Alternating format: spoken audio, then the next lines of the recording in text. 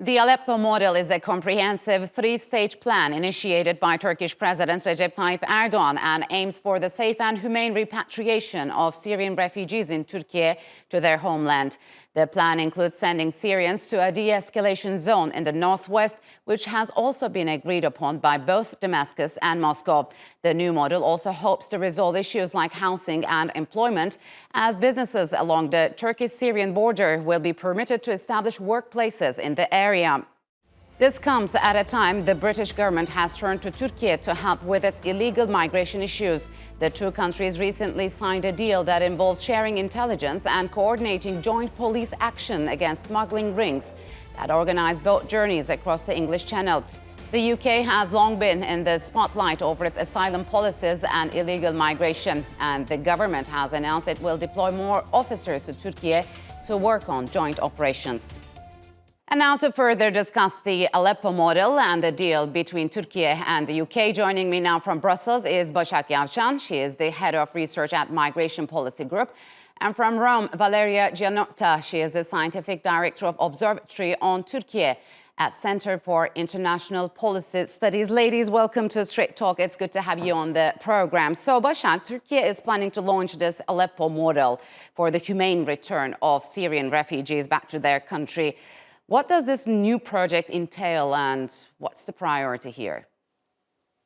It is an ambitious model, and we have to emphasize that several return frameworks have been experimented in Syria, especially by Russia, with limited success. What we are seeing with the Turkish model is a comprehensive approach, which incorporates investments in the infrastructure of the region, especially the safer zones, as well as communication with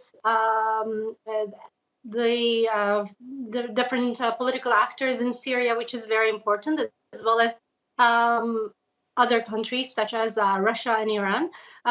It is very essential to keep these communications in line, because a lot of times these ambitious return policies do not end up giving the desired outcome. And do not end up being sustainable, because when people fail to integrate when they go back to their countries, then they seek again ways to migrate to where they were before. So, Valeria, the project also involves Qatar, which will help Türkiye to address housing and employment challenges. And what do you make of Qatar's role in here?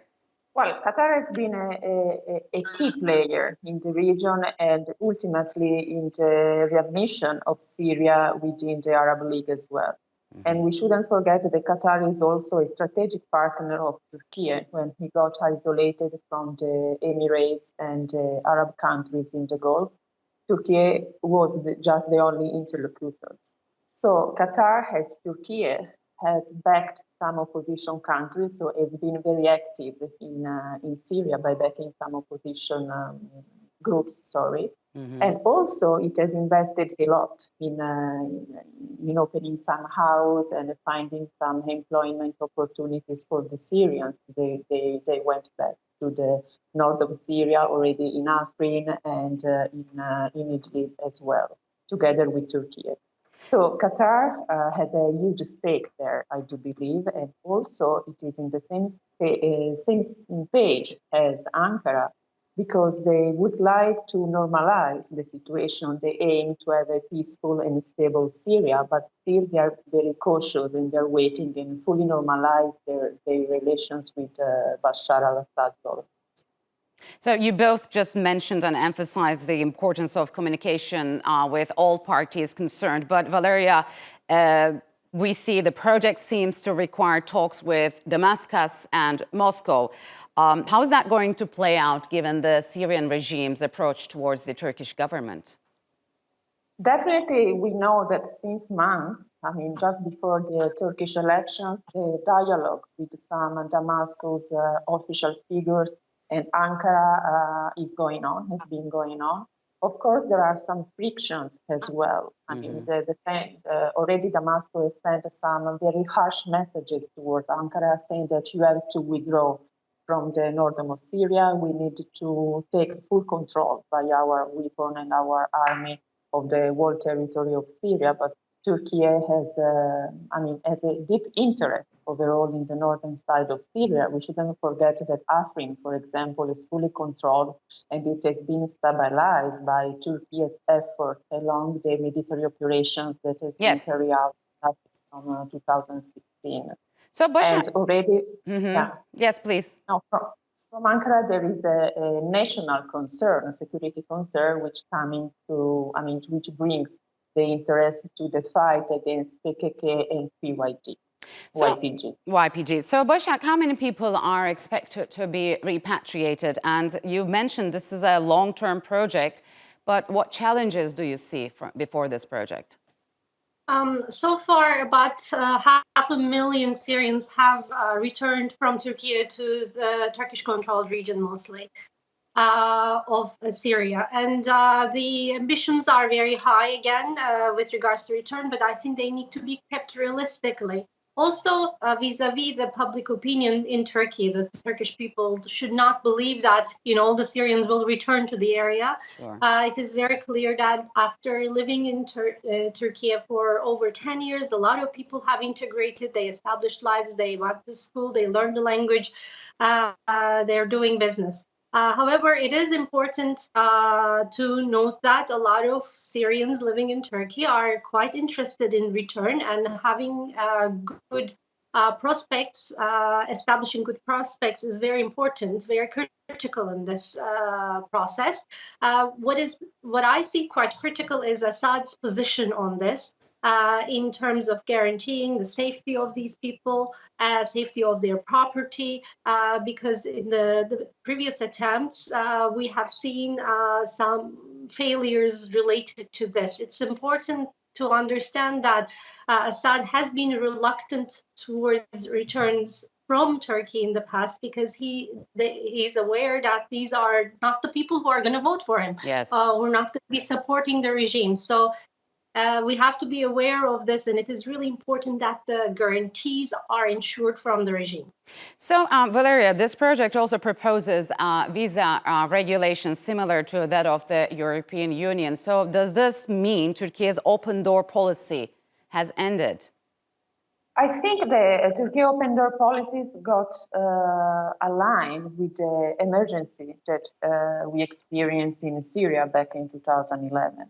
And we witnessed a huge flow of immigrants towards Turkey. Definitely the situation is getting better there.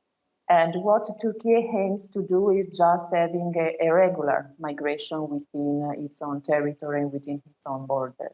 Mm-hmm. And I think that the first aim is just to contrast the illegal migration. Indeed, Ankara government has been very active recently in sending back and in controlling the irregular migrants, not just coming from Syria, but from all around the region, I would say. Yes. And indeed, we should consider the Aleppo model also within this frame, as well as the Rome model that it was proposed late on last July, I think in Rome, where also Hakan Fidan attended the meeting and shared the same concern with Italy and some other European countries. Yes. And moreover, we should consider that the concern it's an international concern. You mentioned before the agreement between Turkey and UK, for example. Yes. And the final aim is indeed to create a sort of frame for regulating the migration. So, Başak, as Valeria just mentioned, Turkey and the UK have also struck a deal to slow the flow of irregular migrants passing through its territory on their way to Europe. What do you think of it? And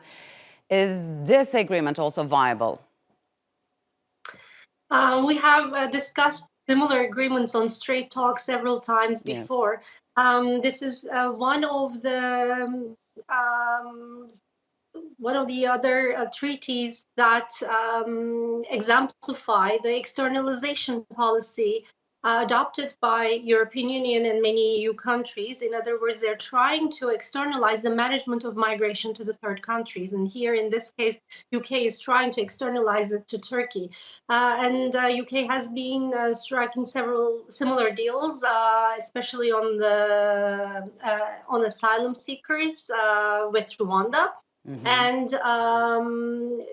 And there were quite a similar treaty with France concerning the area of Calais and the surroundings, such as Dunkirk, where very frequent crossings of irregular migrants towards UK were taking place. However, we have to keep in mind that many of these people are in fact refugees worthy of asylum. And so that is one dimension that we need to be careful about these kind of treaties. The second dimension is a lot of times these kind of treaties create potential instrumentalization of migrants by third countries. We've seen the similar cases with Morocco and with Belarus. So it does tend to destabilize relations between these countries, focusing so much on externalizing migration management. So, Valeria, how would Turkey's cooperation with the UK be perceived after the government, the British government, made to the international headlines with its controversial barge for asylum seekers? I mean, how humane is this? But I think definitely they are trying to find a frame in order to cope with irregular migration. And the main aim is to, get a sort of a common joint police operation and sharing intelligence and so on and so forth. But how does that solve Britain's housing problem for migrants? But definitely, Turkey is the first departing point of migrants coming from the region, and I think the main concern of UK was the migration that then it lands to Bulgaria and Berlin, moreover, and then from there they land in UK, and then they will try to control this and also to control the so-called business of the small boat or the small boat supply chain business, because they believe that Turkey is also a hotspot for getting some parts of boat. They get together assembled in Turkey or in some other European countries, and then they carry the migrants to UK. Okay, all right, ladies, unfortunately, we'll have to leave it here. Thank you very much for joining me on Straight Talk.